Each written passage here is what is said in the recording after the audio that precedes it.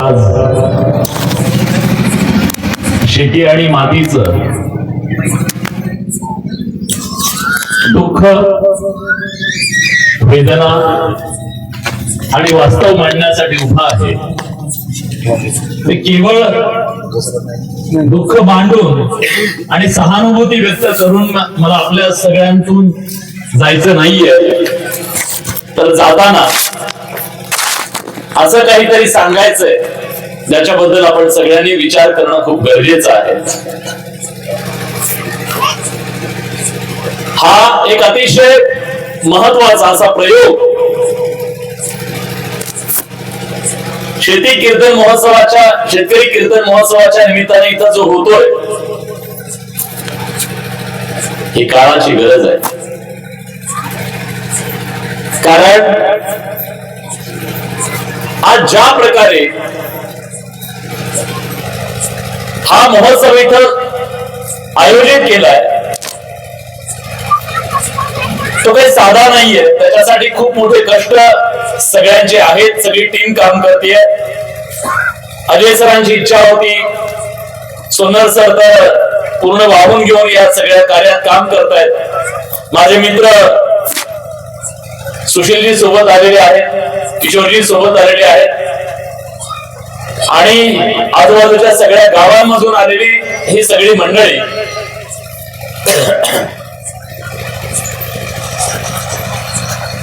खरं तर शेतकरी शेती करतो आणि शेतकरी कीर्तन करतो किंवा वारकरी संप्रदायाची पताका घेऊन चालतो, ह्या दोन्ही गोष्टी वेगळ्या नाहीच आहेत. शेतकरी शेती करतो हे त्याचं कीर्तनच आहे. शेतकरी आणि वारकऱ्यामधलं साम्य काय हे जेव्हा मी विचार करतो तेव्हा मला दिसतं, वारकऱ्याला आस कशाची आहे?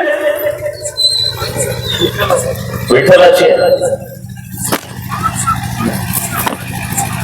त्याला काही हवंय का? त्यानं सगळं सोडलंय देवावर. शेतकऱ्यानं त्याचं जे काही आहे ते सगळं सोडलंय देवावर. आणि या शेतकऱ्याच्यासाठी शेती हा आपल्या अंतरात्म्याचा एक भाग आहे. आणि वारकऱ्यासाठी सुद्धा विठ्ठलाची भक्ती अंतरात्म्याशी संवाद आहे. हे वारीचं येणं जाणं केवळ मंदिरात येण्या जाण्यापुरतं मर्यादित नाहीये. वारकऱ्याचं ते एकरूप होणं आहे. गेलो, डोकं टेकवलं, आलो, धर्म पाळला एवढं नाहीये. समर्पण आहे, समर्पण. आणि अगदी तशाच प्रकारचं समर्पण हे शेतकऱ्यांचं आहे.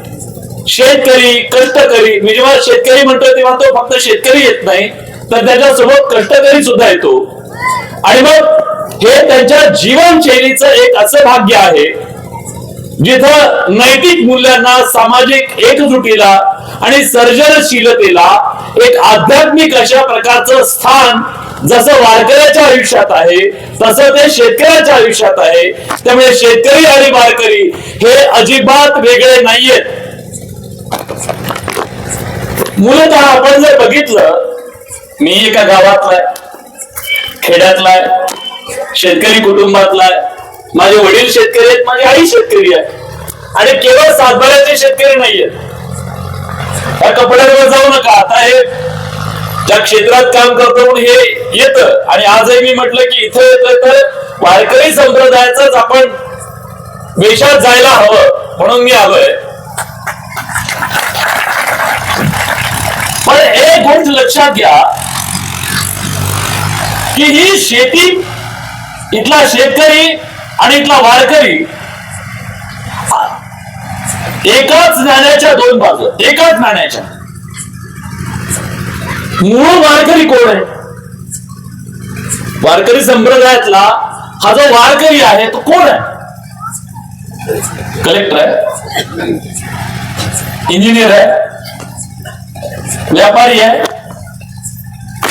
इथला शेतकरी आणि इथला मजूर हेच इथले वारकरी आहेत.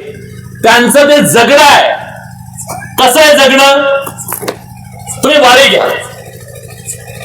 वारीचं कॅलेंडर बघितलं तुम्ही? हे वारीचं कॅलेंडर शनिवार रविवार आहे का? उन्हाळ्याच्या सुट्ट्या दिवाळीच्या सुट्ट्या आहेत का? हे नोकरदारांचं कॅलेंडर झालं. बरोबर आहे ना? शेतकऱ्याच्या कॅलेंडरची वारी जोडली संतांनी. कशी जोडली? आधी तू पेर, कष्ट कर, कष्ट केले, पेरणी केली, पाऊस पडला, सगळं झालं. ती जी मधला काळ असतो जेव्हा काम नसत तेव्हा वारीलाच.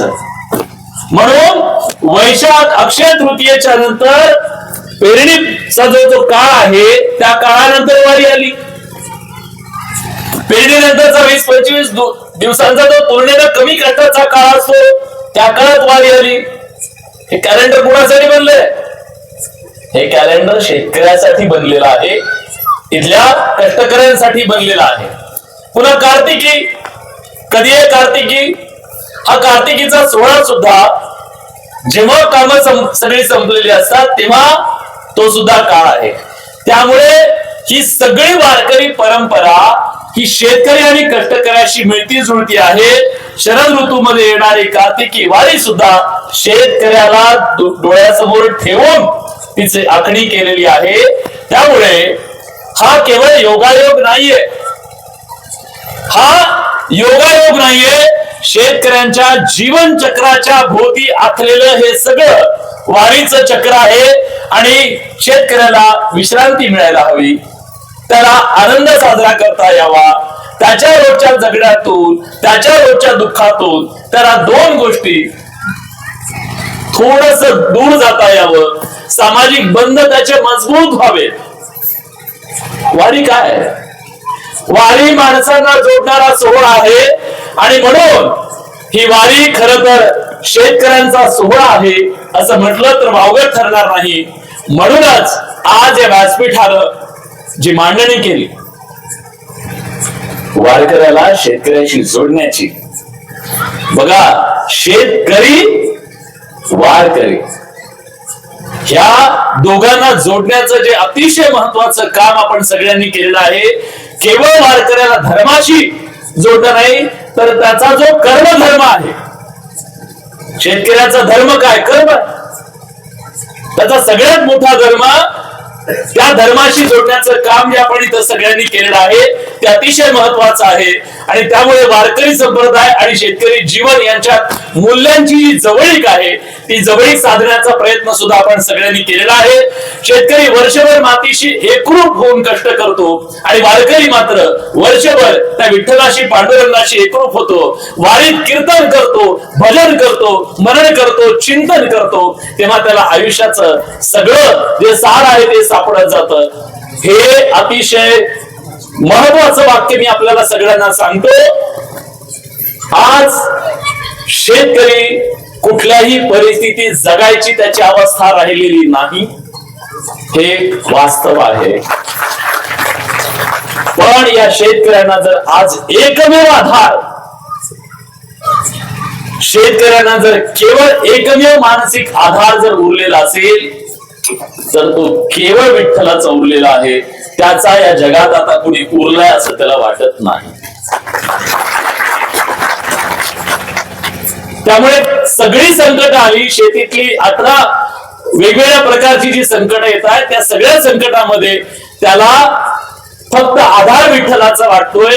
आणि जर समजा ही वारकरी संप्रदायातली कीर्तन नसेल, भजन नसेल, चिंतन नसेल, मनन नसेल तर एवढं मोठं नैराश्य पचवण्याची ताकद या शेतकऱ्यांना कोणी दिली असेल तर ती वारकरी संप्रदायानं दिलेली आहे. विचार करा, जर सामान्य माणसाला, या शेतकऱ्याला, कष्टकऱ्यांना आपलं मन हलकं करण्यासाठी, कुठेतरी डोकं टेकवण्यासाठी आणि कदाचित आपल्या रोजच्या जगण्यातली सगळी जी व्यथा आहे ती व्यथा विसरण्यासाठी एवढंच एक माध्यम आहे. आम्हा तरुणांना 100 माध्यम असतील पण शेतकऱ्याला आणि शेतमजुराला माध्यम हे केवळ हे वारकरी संप्रदायाच्या माध्यमातून निर्माण झालेलं आहे. त्यामुळे हे अतिशय महत्वाचं आहे. आणि सगळ्यात महत्वाचं म्हणजे दुष्काळ आहे, बाजारभाव आहे, हवामान बदल आहे, या सगळ्यामध्ये मानसिक आधार देण्याचं काम वारकरी संप्रदायाच्या माध्यमातून होत आहे. समता आहे, समानता आहे, सदाचार आहे, परस्पर सहाय्य, या सगळ्याचा वापर शेतकरी सुद्धा आपल्या आयुष्यामध्ये करतो. हे सगळं येत आहे ते वारकरी संप्रदायामधूनच. म्हणूनच वारकरी आणि शेतकरी ही महाराष्ट्राची खरी ओळख आहे. हे दोघं एकमेकांच्या घट्ट हातात हात घालून चालतायत. दगडांच्या खडकांच्या भूमीत रुजलेली, मातीशी एकरूप झालेली ही सगळी माणसं आहेत. आणि या माणसांचा ध्यास एकच आहे, ती म्हणजे कष्ट करणं, कर्म करणं आणि सगळं देवावरती सोडणं. तुकाराम महाराज हे स्वतः शेतकरी होते आणि तुकाराम महाराजांचं सगळं जे जीवनाचं सार होतं ते सार सुद्धा शेतीशी निगडीत होतं, आपल्या प्रपंचाशी निगडीत होतं. त्यांनी जे तत्वज्ञान जगाला सांगितलं ते शेतीतून आलेलं तत्वज्ञान आहे. एक दाणा पेरावा त्याने स्वतःला गाडून घ्यावं, तेव्हा कुठे झुपकेदार आपल्याला एक कणीस मिळतं. हे तुकोबा जेव्हा त्यांचा सांगतात, जीवनाचा अर्थ सांगतात, तुम्हाला यशस्वी व्हायचं असेल, एका दाण्याचे 100 दाणे करायचे असेल तर तुम्हाला आधी गाडून घ्यावं लागतं. हा जो विचार तुकोबा आपल्याला देतात तो त्यांच्या जगण्यातून आलेला विचार आहे.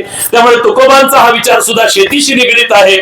आणि म्हणूनच ते जेव्हा आणखीन एक म्हणतात, मळे झाकुनिया करीती पेरणी, मळे झाकुनिया करीती पेरणी, कुणबियाची वाणी लवल आहे. असं जेव्हा तुकोबा म्हणतात तेव्हा ते सांगतायत की शेतकऱ्याची अवस्था अशी आहे, घरात मळ पडलेला असेल तरी ते झाकून त्याला त्याच्या कर्तव्यावर जावं लागतं. त्याला कर्तव्यापासून सुटका नाही. शेतकऱ्यांच्या जगण्याची ही जी अवस्था आहे, त्याला त्याचं दुःख कितीही वेदना झाल्या, दुःख झालं तर पेरायला जावं लागेल, मळ झाकावं लागेल, पण त्याला पेरायला जावं लागेल. हा जो विचार तुकोबा आपल्याला सांगतात, हे शेतकऱ्याचं कर्म सांगतात आणि त्याचबरोबर शेतकऱ्याचं आयुष्य आणि त्याची व्यथा सुद्धा सांगण्याचा प्रयत्न करतात. दुसऱ्या बाजूला पिकांच्या वर्णनातून ते सांगतात. ज्ञानोबा तुकोबांनी सुद्धा आपल्याला तेच सांगितलं, पेरणी ही जणू काही नामस्मरणाची सुरुवात आहे. पेरणी काय, ही नामस्मरणाची सुरुवात आहे. पाणी खत काय, तर भक्तीचा सततचा पुरवठा आहे त्याला. ही भक्ती आहे. भक्ती म्हणजे काय, शेतकऱ्याची भक्ती म्हणजे सतत त्या पिकाला पाणी देत राहणं, खत देत राहणं आणि अशा प्रकारची भक्तीचा पुरवठा करणं, जेणेकरून ते पीक चांगलं येईल. प्रतीक्षा काय, जशी विठ्ठल भेटीची प्रतीक्षा आहे वारकऱ्याला, अगदी तशाच प्रकारची प्रतीक्षा आहे शेतकऱ्याला. आपलं धान कधी, पण ही प्रतीक्षा कधी ठरवणारा तो आहे, त्याच्यावर सोडलंय सगळं. वारकऱ्याचं सुद्धा तसंच आहे आणि शेतकऱ्याचं सुद्धा तसंच आहे. त्यामुळे अभंग वाचताना शेतकऱ्याच्या हातातला नांगर आणि हृदयातला विठ्ठल हे दोघे जेव्हा एकरूप होतात तेव्हा शेतकरी आणि वारकरी वेगळे राहत नाही. त्यामुळे या सगळ्यातून शेतकरी वारकरी हे दोन पैलू आहेत या महाराष्ट्राच्या संस्कृतीचे. असं म्हटलं अविभाज्य पैलू आहेत, असं म्हटलं तर वावगं ठरणार नाही. आणि म्हणूनच काया असो की माया असो, शेतकरी हा मातीचा ध्यास घेणारा कष्टकरी आणि वारकरी विठ्ठलाचा ध्यास घेणारा भक्त, या दोघांना जोडण्याचं काम या व्यासपीठाने केलेलं आहे. त्यामुळे मी आज आपल्या समोर जो विषय मांडणार आहे तो अतिशय गंभीर आहे. मी ही सगळी मांडणी याच्यासाठी केली, त्याचं कारण आहे, मला आज आपल्या सगळ्यांच्या समोर काही गोष्टी मांडायच्या ज्या अतिशय विदारक अशा प्रकारचं वास्तव, समाज वास्तव आपल्या सगळ्यांच्या समोर आहे. हे विदारक वास्तव काय आहे? मी ज्या व्यासपीठावरती उभा आहे ते व्यासपीठ अतिशय पवित्र आहे. पण त्या पवित्र व्यासपीठावरून काही गोष्टी मला तिखटपणे बोलायच्या, ज्या बोलणं अतिशय गरजेचं आहे. क्षणभर माझा राग येऊ द्या, हरकत नाही, पण हे बोलावं लागेल. तुमच्या माझ्या आजूबाजूला आज जे सुरू आहे त्याच्याबद्दल आम्हाला बोलावं लागेल. कारण संतांनी ते धाडस आम्हाला दिले. संतांनी टीका सहन केली, किती गाथा उडवून टाकू तुमची, बोलायचं नाही. याच्यापेक्षा अजून कठोर काय असू शकतं? पण ते डगमगले का? नाही. संतांचा हाच विचार आहे, चुकीच्या गोष्टीबद्दल बोला आणि संतांच्या विचारांचे पाईक जर आम्ही असू तर आम्ही आज त्याच्याबद्दल बोललं पाहिजे. आणि या आधी सुद्धा बडे मुद्देच्या व्यासपीठावर मी या विषयाला हात घातलेला आहे.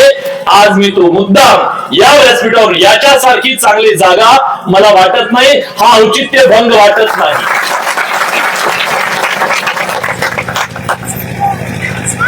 मी एवढा गुणगौरव केला ना, माझा वारकरी संप्रदाय काय, आम्हाला अभिमान आहे.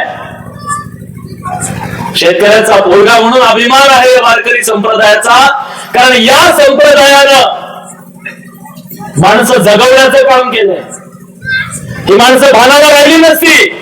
गेल्या काही दिवसात ज्या प्रकारची संकट, ज्या प्रकारचं दुःख, ज्या प्रकारची वेदना या राज्यातला शेतकरी सहन करतोय, एवढी सहनशीलता त्याच्यामध्ये येण्याचं कारण त्याला जागेवर ठेवण्याचं आणि त्याला भानावर ठेवण्याचं काम जर कोणी केलं असेल, संतांच्या विचाराने केलं. या शहरामध्ये येऊन बघा काय भयानक परिस्थिती आहे. माणसं डिप्रेशन मध्ये. ज्याने संतांचा हात सोडला तो डिप्रेशन मध्ये गेला. ज्याने संतांचा विचार सोडला तो डिप्रेशन मध्ये गेला. आणि आपल्याकडे सुद्धा ज्या नव्या पिढीने संतांचा हात सोडलाय ते डिप्रेशन मध्ये. टोकाचा निर्णय त्यांच्याकडे आहे. पण ज्या वडील झाल्या माणसांनी संतांचा हात धरलाय, संत आपल्याला कुठे नेतात? समाधानाकडे नेतात. संकटावर कितीही संकट आले तर मात करायला शिकवतात. पण आज या संतांचं आम्ही काय केलं? जरा मुद्द्यावरच येतो. काय केलं आम्ही संतांचं? संतांना आम्ही जातीत कवटाळण्याचा प्रयत्न केला.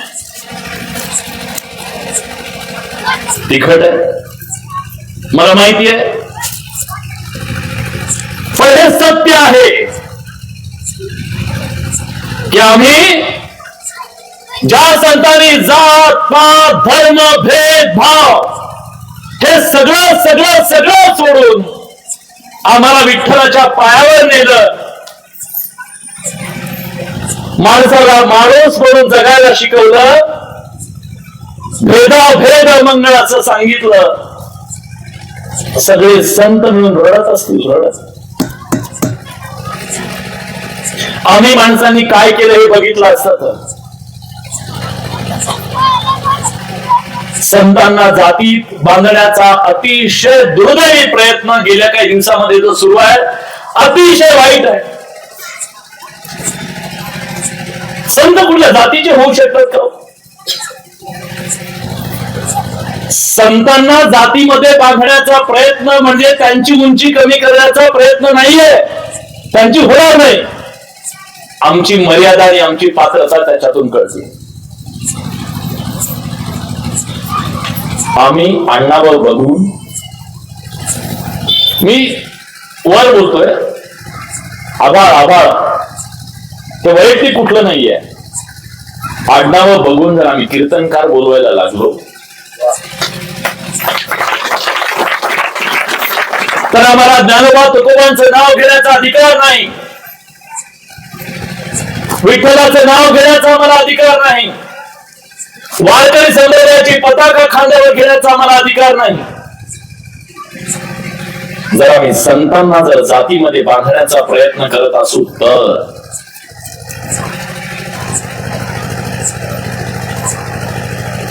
हे का होतं? मी विचार केला कधी हे का होत असेल असं, की संतांना सुद्धा आम्ही का सोडत नाही, एवढं का कवटाळून बसतो आम्ही? आणि आपल्याला कळत नाहीये की बाबा हा संत ही प्रवृत्ती अशी का होतीये? तर सामाजिक दृष्ट्या आपलं प्रतिनिधित्व असावं असं प्रत्येक समाजाला वाटत असतं, त्याच्याबद्दल काही दुमत नाहीये. आपलं स्थान काय, आपला इतिहास काय, आपलं कोण आहे पुढच्या पिढीला काय सांगायचं? संतांना आदर्श स्थान असतं. मग तो माझ्या जातीचा संत आहे म्हणून मी त्याच्या बद्दल जास्त बोलणं, आम्ही संतांच्या जातीबद्दल बोलण्याऐवजी संतांच्या विचाराबद्दल बोलायला हवं. त्यांनी जो विचार सांगितला तो विचार जातीचा नव्हता, तो मानवतेचा होता, सगळ्यांसाठी होता, प्राणी मात्रांचा होता, मुक्या जीवांचा विचार होता. मुक्या जीवावर जीव लावा ज्या संतांनी सांगितलं, त्यांनी जातीला कधी मान्यता दिली असती का? कधीतरी दिली असती का? नाही. मग आपण मात्र ते करता कामा नये. आपल्या सामाजिक ज्या जाणीवा असतील, आपल्या अस्तित्वाची जी परिस्थिती असेल किंवा आपली प्रतिनिधित्वाची, सामाजिक प्रतिनिधित्वाची जी प्रतीक म्हणून आपण संतांकडे पाहतोय ते अतिशय चुकीचं आहे असं मला वाटतं. दुसरं, समाजावरती बऱ्याचदा काही समाज घटकांना जो अभिमान वाटतो, आपल्या जाती जन्माला आलेला जो संत असतो त्या संतांचा आपल्याला अभिमान वाटतो, पण जेव्हा आपण त्या संतांचा अभिमान बाळगत असतो तेव्हा दुसऱ्या समाजाच्या मनामधून त्या समाजाच्या, त्या संतांच्या बद्दलची भावना कमी होत असेल तर चुकलो की नाही आपण? संत सगळ्यांचे, लक्षात घ्या, संत सगळ्यांचे आहेत. ते कुणाचे एकट्याचे नाही, त्यांना बांधायचं काम आपण करायचं नाही. आणि त्यामुळे काय होतंय की आपली मानसिकता अधोरेखित होते की आपण हा जो मूळ भाव आहे, संत परंपरेचा जो मूळ भाव आहे तो विभाजन नाहीये, विभाजन नाही, एकत्रीकरण आहे, सगळ्यांना एकत्र बांधणं आहे. आणि दुर्दैवानं आज ज्या मातीत मी उभा आहे ती माती या महाराष्ट्रामध्ये विभाजनासाठी ओळखली जातीये. मी जेव्हा टीव्हीवरून ही गोष्ट बोलतो तेव्हा माझी मान शरमेने खाली जाते.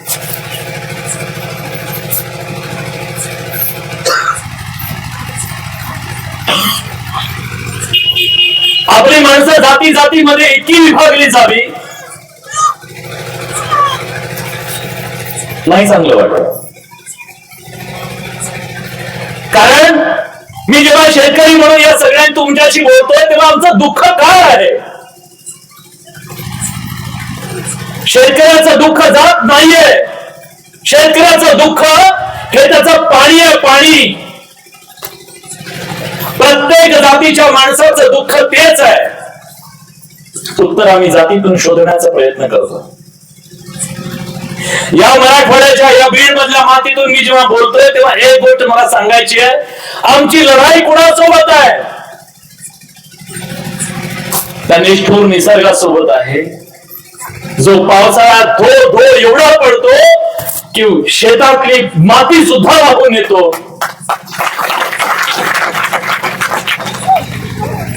हिवाळा आला की गारा एवढ्या पाडतो की चांगली आलेल्या रवीला सुद्धा काही राहत नाही. आमचं भांडण कुणाशी असलं पाहिजे, आमचा संघर्ष कुणाशी असला पाहिजे. कुठल्याही जातीचा शेतकरी घ्या, सगळ्या शेतकऱ्यांचं दुःख एक आहे, त्यांची वेदना एक आहे, त्यांचं भांडण एका सोबत आहे, सगळे एका माळ्याचे बळी पीडित. पण हे सगळे एक झाले तर उभे राहतील आपल्या हक्कांसाठी. हे सगळे एक झाले तर उभे राहतील भावासाठी. हे सगळे एक झाले तर उभे राहतील पोटासाठी, धोरणांसाठी. पण ही सगळी माणसं एक झाली नाही पाहिजे. हे आपापसात एवढे झुंजली पाहिजेत, हे एवढी नशेत राहिली पाहिजे धर्माच्या आणि जातीच्या, की यांना पोटाची भूक कळलीच नाही पाहिजे. माझ्या पोटात आग काय ही मला कळलीच नाही पाहिजे. एवढा बेधुंद मी जातीच्या आणि धर्माच्या नशेमध्ये असलो पाहिजे. ही व्यवस्था कुणीतरी करतोय का हा सवाल आहे.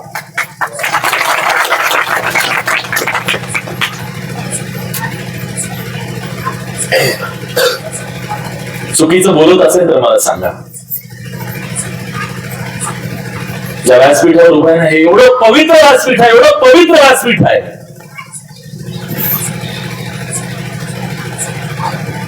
इथं आलेल्या संत महंत परंपरे कीर्तनकार ह्या सगळ्यांनी सुद्धा समाजामध्ये जोडण्याचं काम केलं पाहिजे, जोडण्याचं काम केलं पाहिजे, तोडण्याचं नाही. पाप लागेल पाप. एवढ्या पवित्र व्यासपीठावरून जर उद्या कोणी तोडण्याचं काम करत असेल तर नाही बाबांनो. जर इथून कोणी जातीचा आणि धर्माचा विचार मांडत असेल या व्यासपीठावरून, तर हे विश्वाची माझे खरं म्हणणाऱ्या त्या माणसांना किती छोट करण्याचा मी प्रयत्न करतोय. त्यांचं नाव घेऊन तर करूच नका. मग तुम्हाला तुकोबाही कळले नाही, तर ज्ञानोबाही कळले नाहीत, आणि पसायदानही कळलं नाही, वारकरी संप्रदायही कळला नाही असं म्हणायची वेळ आली आहे. खरं तर आम्ही ज्या व्यासपीठावरून बोलतो त्या व्यासपीठावर तुम्ही नसता, ज्या व्यासपीठावर तुम्ही असता तिथं आम्ही नसतो. पण हा जो योग तुम्ही आणलेला आहे,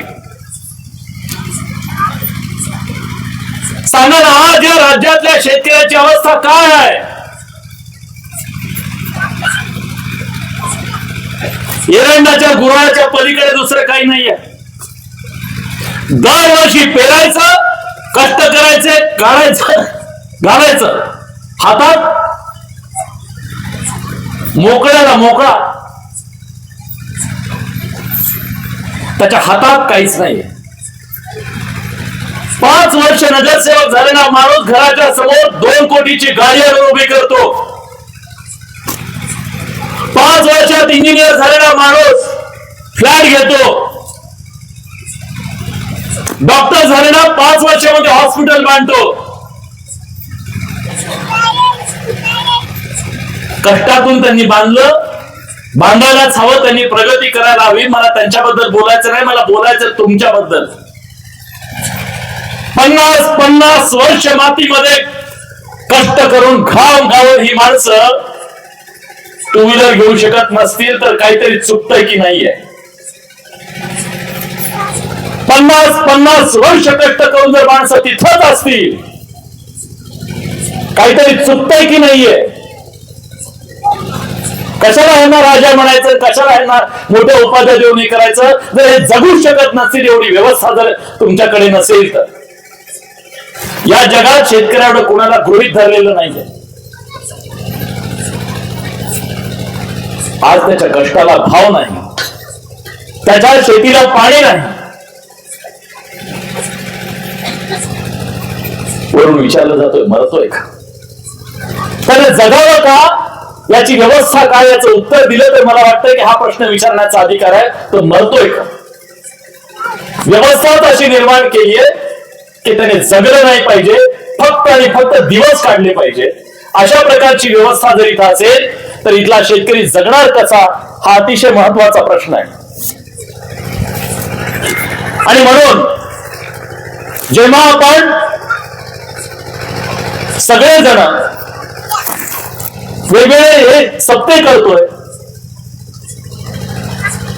मला एक कौतुक वाटलं.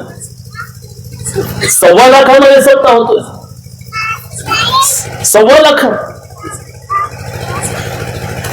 धर्म बुडवता तुम्ही.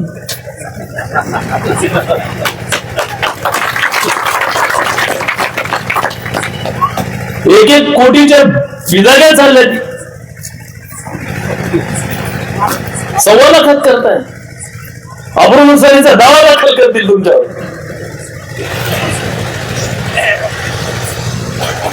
1 वर्ष काम करून 1 लाखाची उचल घ्यायची आणि 50,000 रुपये सप्त्याला द्यायचे. कुठला धर्म आहे?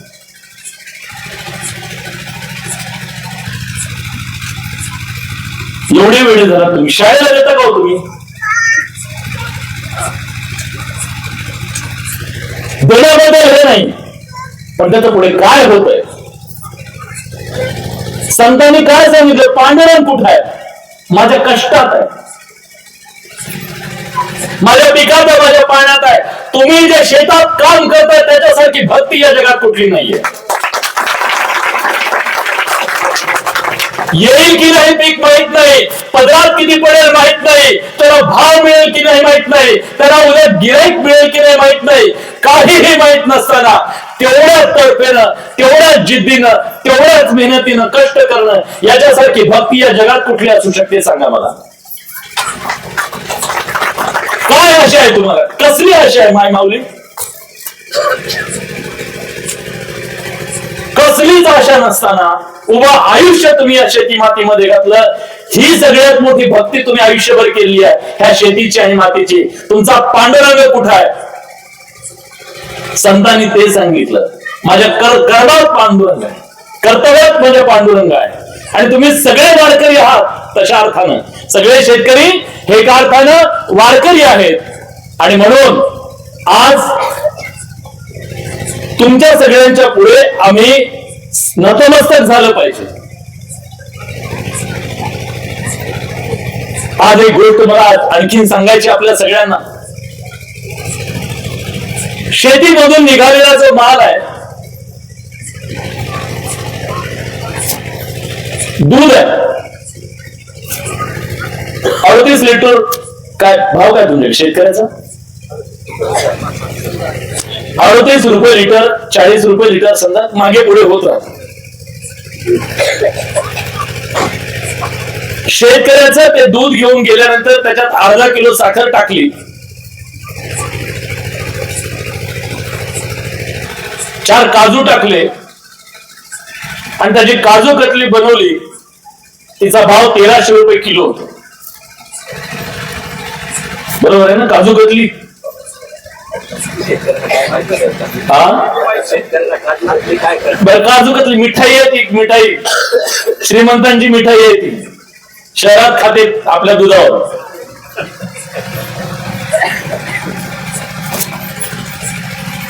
तीन लिटर दूध घोटलं, त्याच्यात अर्धा किलो साखर टाकली आणि 4 काजू टाकले, तर 200 रुपयाचे 1300 रुपये करतात. 200चे 1300 कशाचे? प्रोसेसचे. प्रोसेसिंग केली जाते. प्रोसेसिंग मधला नफा किती आहे? 1000 रुपये तरी झाला. मला सांगा, तुम्ही इथल्या शेतकऱ्याला मूर्खात करता? अरे जनावराचं दिवसभर शेण काढायचं, त्याला वैरण पाणी करायचं, काय जीव जातो दूध काढताना 15-15 लिटर. त्याची सकाळ कधी होते? जेव्हा शहरातले लोक झोपतात तेव्हा. अख्खी रात्र ते दुधामध्ये परेशान असं. एवढं सगळं करणं ही प्रोसेस नाहीये. ही प्रोसेस नाहीये. अर्धा किलो साखर टाकणं ते घोटणं प्रोसेस आहे.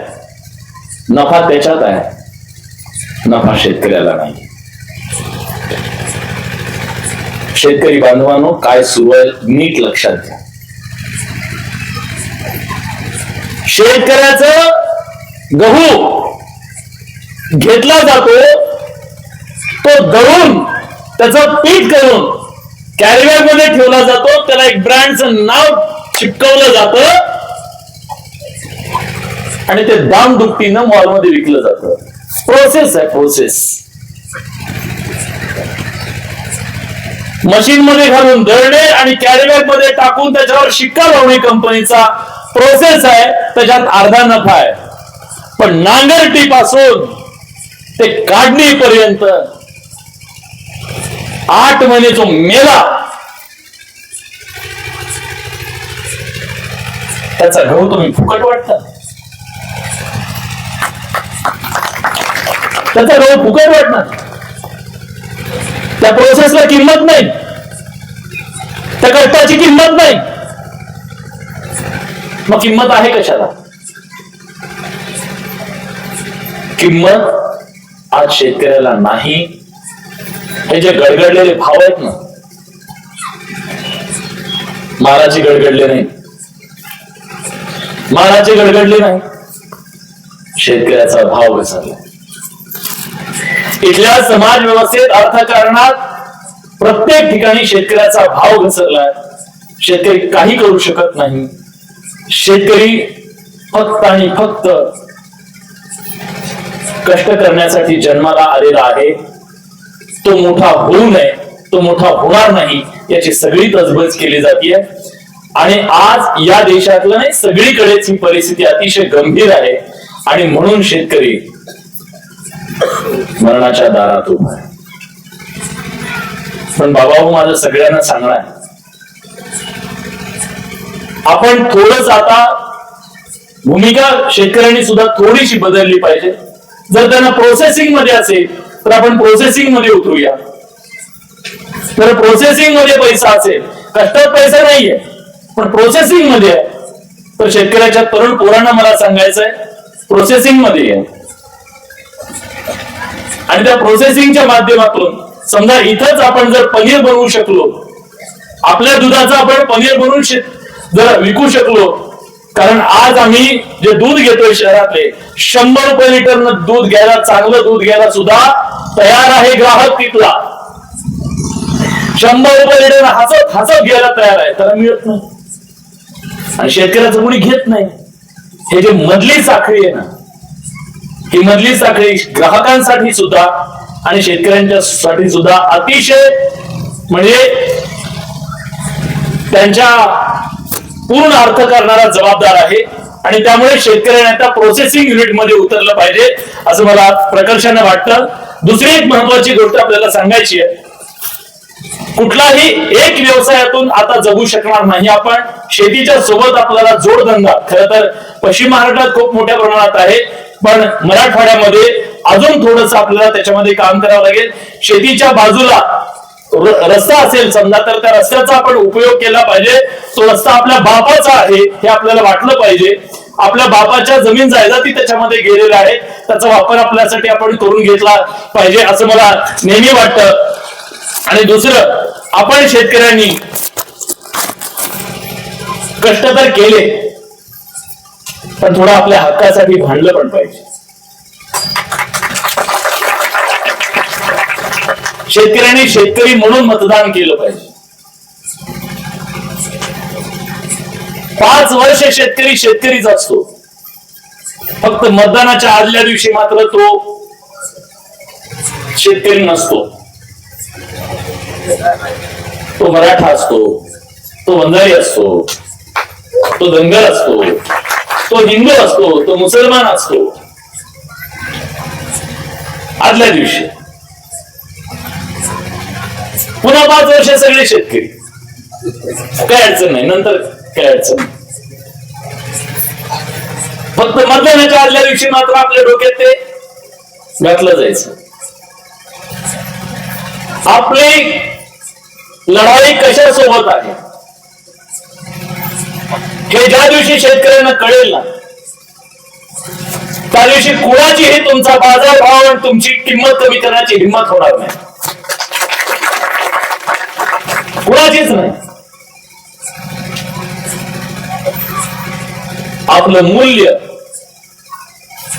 शेतकऱ्याला कळलं पाहिजे, आपल्या मताचं मूल्य शेतकऱ्याला कळलं पाहिजे.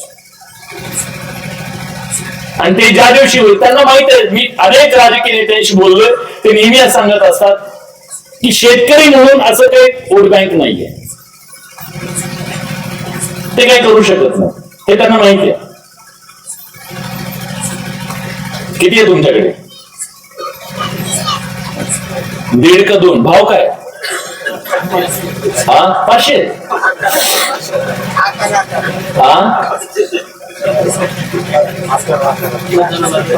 मतदानाचं म्हणतो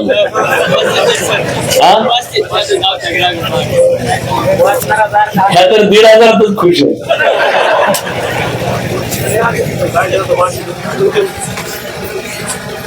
भाव नकोच आता, 1.5 मिळाले बस झालं.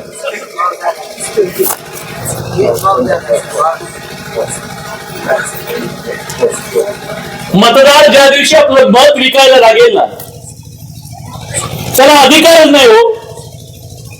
माझ्या मालाला भाव द्या म्हणण्याचा अधिकार नाही, माझ्या गावाला रस्ता द्या म्हणायचा अधिकार नाही, माझ्या गावाचा विकास करा म्हणायचा अधिकार नाही, आमच्या पोरांच्या हाताला काम द्या म्हणायचा अधिकार उरत नाही.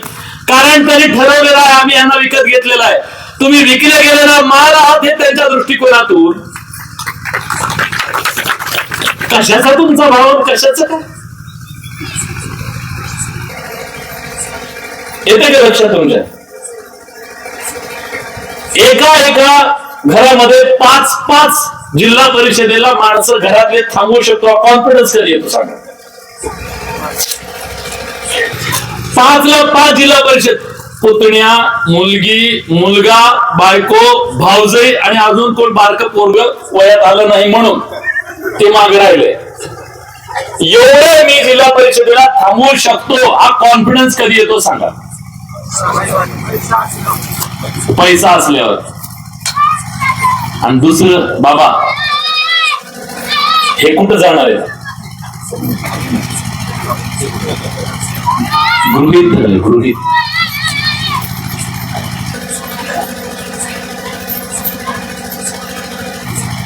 ज्या दिवशी तुम्ही तुमच्या, माझा अजून पण आहे, झेडपीला गेलतो मतदानाला, हे बघा हे, ह्याची किंमत एवढीच आहे. करंगळीवर गोवर्धन पर्वत जेवढा उचलला तेवढी ताकद होती ना त्या करंगळीत, तेवढी ताकद आहे मित्र याच्यामध्ये. फक्त आम्हाला जाणीव नाही. ज्या दिवशी आपल्याला त्या सगळ्याची जाणीव होईल, घाबरतील तुम्हाला, खरंच घाबरतील. आणि तुम्ही शक्तीनं उभे राहिले तर आमच्यासारख्या पत्रकारांना सुद्धा ताकद येईल. कारण प्रश्न पडतो, कुणासाठी बोलायचं, कुणासाठी भांडायचं, कशासाठी भांडायचं?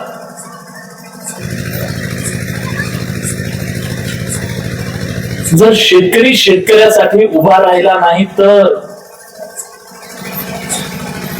चुकीचं बोलतोय बाबा. आणि शेतकऱ्याच्या पोरांना मला सांगायचंय, ह्यांना तर नशेत इतकं बेजार करून टाकलंय, हे इथं बसून टाकलं. अमेरिकेचं हे बरोबर नाही म्हणतंय. इस्रायलवर हल्ला झाला त्याच्यावर त्याचं मत असतंय, खाली कमेंट करू करू बेजार आहे पट्ट्या. पण आपला बाप मरतोय त्याच्याबद्दल कधी एक कमेंट करावीशी वाटत नसेल. आपल्या बापानं ज्या बापाच्या पैशातून जे मोबाईल मध्ये रिचार्ज झालं त्याच्यासाठी एक पोस्ट करावी, त्याला वाटत नसेल, काय उपयोग आहे? पण गेल्या काही दिवसामध्ये शेतकऱ्याच्या पोरांनी थोडीशी जागृती आली त्यांच्यामध्ये, थोडस त्यांनी बोलायला सुरुवात केली तर तो दबाव येऊ शकतो. धोरण करते सगळ्यात जास्त कशाला घाबरतात? मताला घाबरतात, मताला. लक्षात घ्या, विकू नका, स्वतःचा बाजार मांडू नका. आज विकला तर तुमचा माल विकताना तुम्हाला भाव नाही, लक्षात घ्या. मी एवढं करणारे का बोलतोय? आपल्या आश्रयाला किंमत नाहीये, राजात मेहनत नाही, किंमत नाहीये. आकडे तुम्ही आकडे, 5 गेले, 10 गेले, 50 गेले, 500 गेले, 1000 गेले. कुणाच्या डोळ्यात टिपूस जर येणार नसेल, 1000 आकडे असतील फक्त त्यांच्यासाठी, 1000 शेतकरी आत्महत्या केल्या, 1000 आकडे फक्त. आणि त्या आकड्यांनी कुणाच्या डोळ्यात जर टिपूस येत नसेल, आमच्या हा जन्माचा पराभव आहे, पराभव आहे.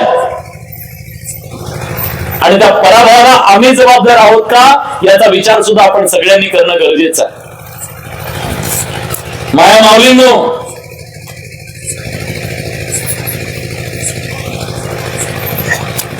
ह्या तर बिचाऱ्यांचं एवढं, ह्यांना तर कोणी पाठीवर थाप सुद्धा देत नाही, कारभार नाही, फक्त पिढ्यान पिढ्या कष्ट. त्या कष्टाची कुठं नोंद सुद्धा नाही. ही एक एक झाशीची राणी आहे, इतिहास नाही. कौतुकाचे दोन शब्द नाही. बरोबर आहे ना. सगळे झालं ते झालं. पोळीना शिकवा, पोळीना शिकवा, काहीही करा. भगवान बाबांचं मला ते वाक्य खूप आवडतं, शेती विका पण शिकवा. कारण शिक्षणाचं महत्व काय आहे हे आपल्या संतांना कळलं. आणि आज मुलांना असो की मुलींना असो शिकवा. त्यांनी पुढे काय करायचं ते करू देत, पण त्यांना शिकवा.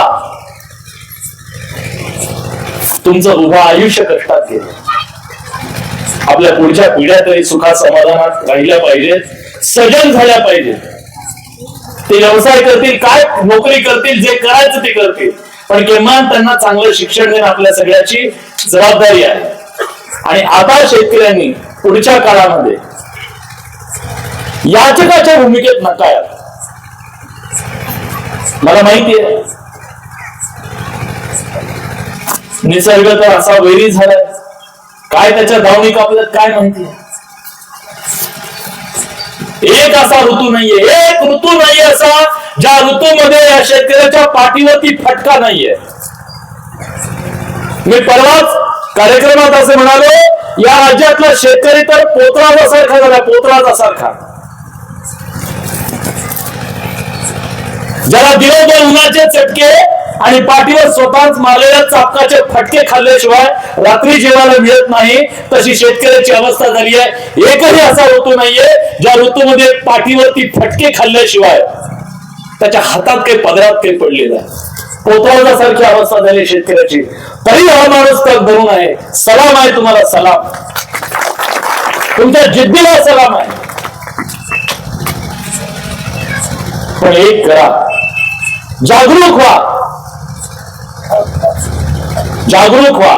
जागरूक झाला नाही तर तुम्ही पीडितच राहाल, पिढ्यान पिढ्या पीडित राहाल. आपले हक्क काय, आपण काय करू शकतो, आपली ताकद काय, आपण ती बदलू शकतो का, याबद्दल सगळ्या शेतकऱ्यांनी अतिशय प्रामाणिकपणे एकी करा. आज समाजातलं जे दुभंगलेपण आहे, ते दुभंगलेपण समाज म्हणून आपल्या सगळ्यांसाठी शोकांतिका आहे. माणूस माणसाच्या सोबत बसल्यानंतर जर अण्णाला बघून त्याच्याबद्दलचं मत ठरवत असे, गावभर संपलं, वाईट वाटतंय. घराला घर, दाराला दार, भिंतीला भिंत. माझी आई माझ्या घराची चावी कुठल्या तरी माझ्या शेजारच्या कुटुंबाकडे देऊन द्यायची, घराची चावी द्यायची आणि लेकरं तिच्याकडे सोपवायची. हा विश्वास होता गावगाड्यातला. कोणी आमच्या माणसांमध्ये एवढ्या भेदाच्या भिंती उभ्या केल्या? आम्ही बळी ठरतोय का त्या सगळ्यांचे? आपला समाज असा नव्हता, आपल्या समाजाने कधी इतका भेद केलेला नव्हता. अहो, एखाद्याच घरातला जर माणूस गेला, खांदेकरी असतील त्याच्या घरातले, पण बाकी सगळं गाव करायचं. एखाद्याच्या घरात दुःख झालं तर दुसऱ्याच्या घरातून अश्रूची धार यायची ना. गावगाडा म्हणजे काय होता? सगळ्यांना सोबत घेऊन चालणं होतं. एक शेतकरी असा उभा असायचा आणि 12 बलुतेदारी त्याच्या बाजूने उभी होती. तो शेतकरी त्या सगळ्यांना जगवायचा, गाव बोलत त्याच्यावरती. आज आम्ही गल्ला केला, माणूस माणसात ठेवला नाही. एवढं दुभंगलेपण कशासाठी? काय घेऊन जाणार होतो आम्ही? कोण घेऊन गेलाय? सिकंदरापासून ते आतापर्यंत झालेले कोण घेऊन गेलाय? कोण नेले सांगा मला. मी अतिशय जबाबदारीने एक गोष्ट सांगतो, फक्त एका गोष्टीचा विचार करावा. मी थांबतो. सगळ्यांनी आज रात्री घरी जाताना एक विचार करा, शांतपणे विचार करा. तुम्ही कोण आहात, कुठल्या जातीच्या, कुठल्या धर्माचे, कुठल्या पंथाचे सोडून द्या. फक्त क्षणभर आज रात्री झोपताना हा विचार करा. आणि तो विचार केल्यानंतर म्हणा, खरंच ते पोरगा असतं, ते बरोबर बोलून गेला. आजपर्यंत आपण विचार करत होतो, आज आपण विचार करायला हवा होता. फक्त एका गोष्टीचा विचार करा, काय नशीबवान माणसं होतो आपण, काय भाग्यवान माणसं होतो आपण. या ईश्वरानं आम्हाला मनुष्याचा जन्म दिला, मनुष्याचा. त्याच्याकडे ऑप्शन होते. त्याला गाढव बनवलं असतो, मुंग्या बनवलं असतं, पक्षी बनवलं असतं, बैल बनवलं असतं, काय काय बनवलं नसतं. त्याच्याकडे एवढे ऑप्शन होते. पण देवाला वाटलं नाही. मुंग्या आपण त्यांना बनवू, गाढव त्यांना बनवू, बैल त्यांना बनवू, सगळ्यांना वाटून दिलं. चला आपण नशिबान निघालो. देव म्हणाला, ही माणसं चांगली आहेत, ह्यांना मानव जन्म द्या, ह्यांना चांगली बुद्धी द्या, संवेदनशीलपणा द्या, माणसामध्ये विचार करण्याची शक्ती द्या, दोन बाहू द्या, जग कवच घेण्याची शक्ती द्यायच्या हातामध्ये, दोन पाय द्या, असे जग पदाकरण करू शकतील अशी दोन पाय द्या ह्या माणसांना, ह्यांना अशी बुद्धी द्या, जग कवच घेण्याची ह्यांची बुद्धी द्या. माणूस जन्म दिला, माणूस जन्म. फक्त क्षणभर विचार करा, गाळं बनवलं असतं आपल्याला तर नाही बनवलं देवानं आपल्याला. अनंत उपकार आहे देवाचे आपल्यावरती की त्याने आपल्याला माणूस बनून जन्माला दिलं. आणि माणूस बनून जन्माला दिलेल्यानंतर आम्ही माणूस बनू शकत नसेल, एक साधा माणूस बनू शकत नसो आम्ही. देव म्हणेल चुकलो मी, देव म्हणेल चुकलो मी. जर तुम्ही जाती जातीत आणि धर्मात भिंती उभ्या करून जर जगत असाल तर देव म्हणेल चुकलो. कारण ह्या जाती हे सगळं निर्माण केलं माणसानं, देवानं नाही. दोष त्याचा नाहीये. अरे एवढे संत झाले 12व्या शतकापासून, हे सगळे संत खपले हो. आपण सगळे एक आहोत हे सांगता सांगता गाव असे सत्य होत आहेत, गाव कीर्तनकार घेत आहेत, गाव दरवर्षी मानवतेचा हा विचार अखंडपणे सुरू आहे, अखंड सत्य सुरू आहे. एक दगड जर मंदिरामध्ये एकदा गेला तर सारा त्याचा देव होतो. एक दगड एकदा देवळात गेला तर त्याचा देव होतो. माणसं उभं आयुष्य देवळात चालेल, माणूस बनू शकत नसेल तर आमचा पराभव आहे की नाही.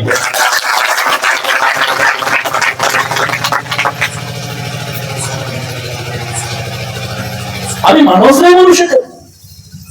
कसली जात काय दिलं जातीनं.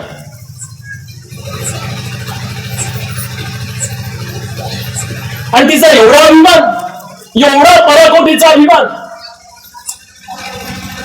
ठीक आहे,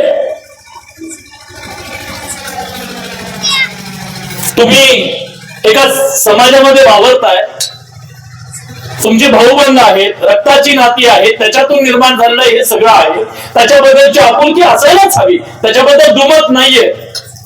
पण द्वेष कुठून आला, द्वेष कुठून आला, कशाचा आला, कुणी पेरला, कुणाचे बळी ठरतो आम्ही.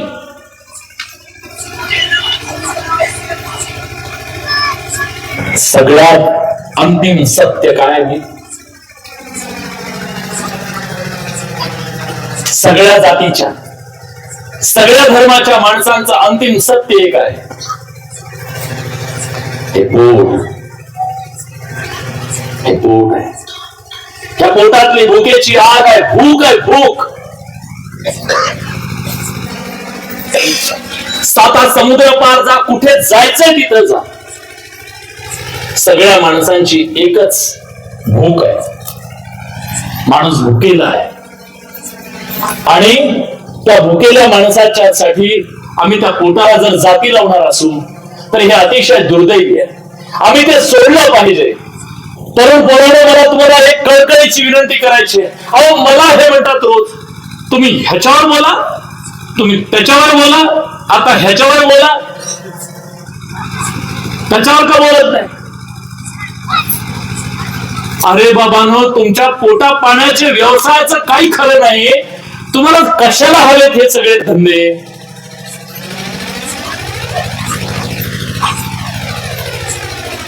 निवडणुकीच्या काळातच कशा काय जाती आठवतात?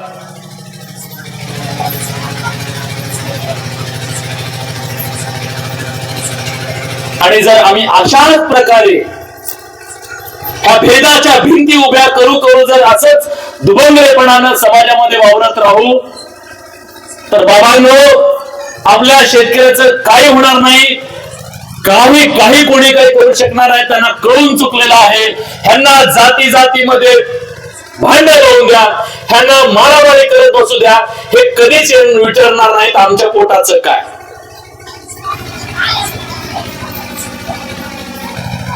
आम्ही भांडलं पाहिजे. हो, आम्ही भांडलं पाहिजे, जातीसाठी नाही, लेकरांच्या शिक्षणासाठी. चांगलं शिक्षण द्या आमच्या लेकरांना. भांडलं पाहिजे. जातीसाठी जेवढा तडफेन आम्ही मोर्चा काढतो ना, तेवढ्या तडफेन आम्ही माझ्या गावातली शाळा चांगली झाली पाहिजे, माझ्या लेकराला चांगलं शिक्षण मिळालं पाहिजे, माझ्या गावाला चांगला रस्ता मिळाला पाहिजे. आम्ही भांडलं पाहिजे. सगळ्या जातीच्या, सगळ्या धर्माच्या, सगळ्यांच्या पलीकडे जाऊन एक जात आहे इथली शेतकरी, कष्टकरी. सगळ्यांनी मिळून विचार करा. जो एवढ्या सगळ्याचा कुंड्या, सगळ्या एवढ्या 18 पगड जातीच्या शेतकऱ्यांनी ठरवलं एक मोर्चा काढायचा आहे. अरे जगात कुठं मैदान आहे का? जगात कुठं मैदान आहे का? आणि त्या मैदानावर तुम्हाला जायची गरज आहे का? ते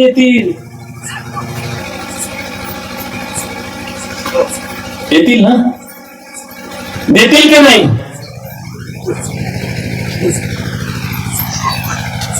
पण शेतकरी बांधवांनो, मला माहिती आहे माझी तळमळ तुमच्यापर्यंत नक्की पोहोचत असेल. मला जे सांगायचं ते तुमच्यापर्यंत नक्की पोहोचत असेल. आम्ही आमच्या सगळ्या बोलसटलेल्या सगळ्या गोष्टी सोडाव्या लागतील. सोडा हे सगळं, हे षडयंत्र आहे. त्या माणसानं अशाच प्रकारे सगळ्यामध्ये गुंतवून ठेवा. त्यांना जाणीव होऊ देऊ नका की त्यांचा मूलभूत प्रश्न काय आहे. त्याला आम्ही बळी पडायचं नाही. नका बळी पडू. आणि इथं आलेले सगळे तुमच्यासारखे ही सगळी वारकरी संप्रदायाची पताका घेऊन जाणाऱ्या महाराज मंडळींना मला कधीतरी बोलायचं, मी बोलत असतो. महाराजांनी हा विचार सगळ्यांपर्यंत सांगायला हवा. आता इथून पुढे केवळ रामकृष्ण हरी नाही, रामकृष्ण हरीच्या पुढे डॉक्टर, इंजिनियर, आमच्या पोरांनी त्याचं पण भजन केलं पाहिजे आता. कारण आम्ही सगळ्यांनी कर्माकडे वळणं गरजेचं आहे. जो संतांनी सांगितलेला विचार आहे ना, त्याच्या पलीकडे आम्हाला जावं लागेल. संतांनी सांगितलं दिवसभर कर्म करा, रात्री तुम्ही आनंदासाठी भजन करा, समाधानासाठी भजन करा. आमची पोरं भर तारुण्यामध्ये 15 दिवस पायाला चप्पल नाही, कावड घेऊन निघाले. कधी निघा? स्वतःच्या पायावर उभं राहिल्यावर निघा. बापानं पाणी घ्या म्हटलं तर पाणी द्यायची नाही. घरात एक ग्लास पाणी द्यायची तयारी नाही. आईनं सांगितलं घागरवर पाणी आणून दे, ते पाणी द्यायचं नाही. आणि 15 दिवस बिना चपलेचं कावडीत निघायचं. महादेव म्हणे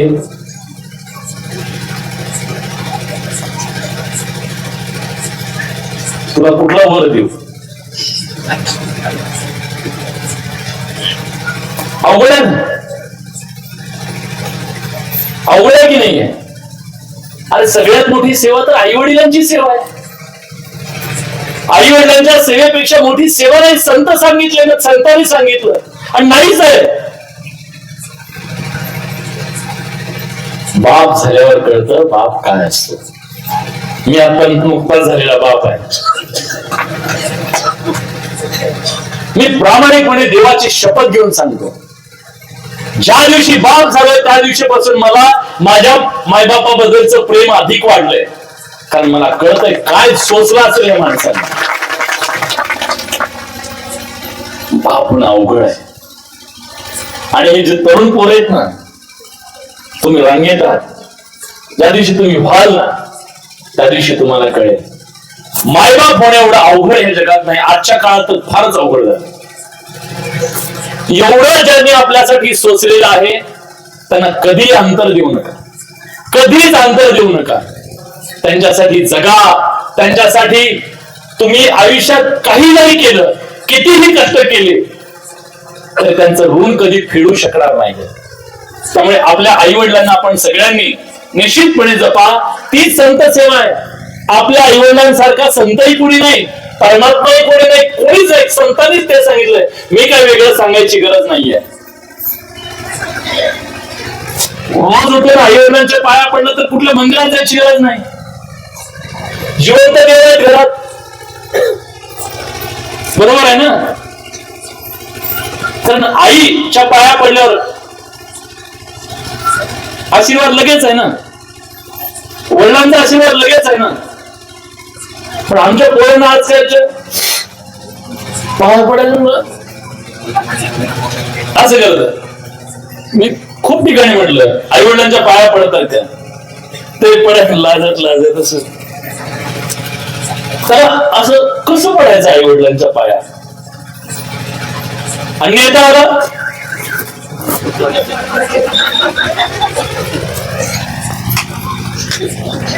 कोण नेता की बरं त्याच्या कुठं हात काय ते बघ पण नाही याच्याकडे.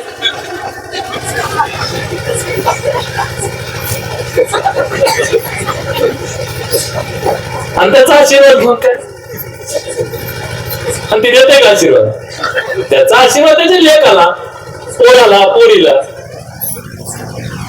हे आपले बापाला शिवाय दिला तर हे कुणाला काही बोलले ना, नेत्याला काही बोललं की चांगल्याचे आग होते. साहेबाबद्दल बोलायचं नाही, साहेबाबद्दल बोलायचं नाही, बापाच्या अंगावर जाते.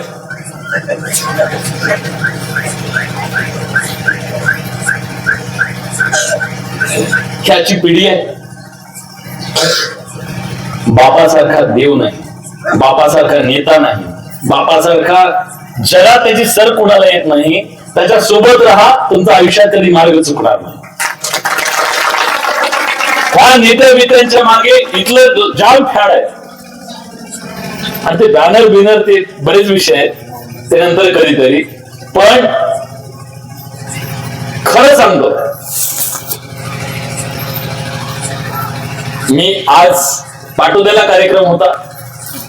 पाटोद्याचा कार्यक्रम करून मी अहमदपूर तालुक्यात म्हणजे चाकूर तालुक्यात हाडोळी म्हणून गाव आहे गेलो.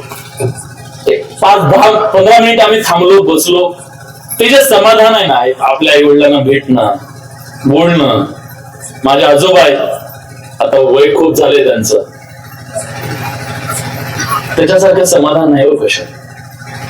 आणि आपण हे नाही जपलं ना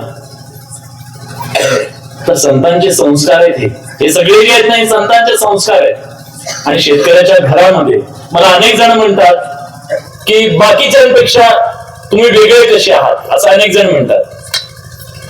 मी त्यांना सांगतो मी शेतकऱ्याचं लेकरू आहे. कारण जन्मतात आपल्याला ते मिळत जातं. वारकरी संप्रदायापासून हे सगळं आपल्याला कुटुंबातून मिळत जातं हे सगळं. आणि त्या सगळ्याची पुण्य याद आहे. आणि एक पुण्य तुम्ही सगळेजण करताय ती म्हणजे शेतकऱ्याला वारकऱ्याशी जोडण्याचा. आणि हा जो धर्म आहे आपला, मानवतेचा जो धर्म आहे, त्या मानवतेच्या धर्माशी जोडण्याचं काम तुम्ही सगळेजण करताय. संतांचा विचार पुढे घेऊन जाण्याचं काम करताय. 18 पगड जातीची माणसं एका व्यासपीठावरती आणण्याचं काम करताय, एका मांडवात भेटण्याचं काम करताय. आणि आज समाजामध्ये दुभंगलेपण जे आहे त्या सगळ्याला सांगण्याचं काम, ह्या सगळ्यांना एका हारात गुंफण्याचं काम कुठला राजकीय नेता, कुठला राजकीय पक्ष करू शकणार नाही. ते आज वारकरी संप्रदायच करू शकतो. वारकरी संप्रदायाकडे ती ताकद आहे.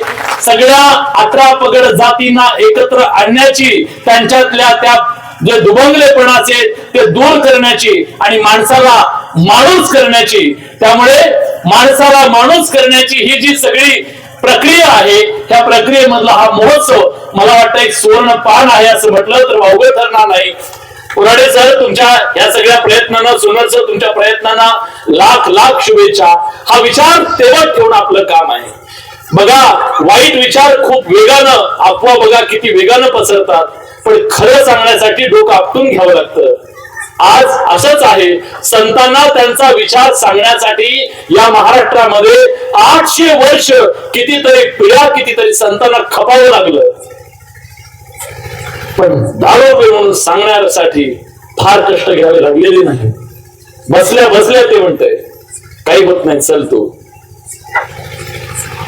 त्यांचा इन्फ्लुएन्स, वाईट गोष्टींचा इन्फ्लुएन्स लवकर होतो, चांगल्या गोष्टींचा कमी होतो. त्यामुळे आज हा विचार जिवंत ठेवण्यासाठी हे यज्ञ कामाचे आहे. हे यज्ञ कामाचे आहे. हे यज्ञ असे चालू ठेवा आणि या महाराष्ट्राला बांधण्याचं, सांगण्याचं काम जे तुमचं सुरू आहे त्याच्यासाठी खूप साऱ्या शुभेच्छा देतो.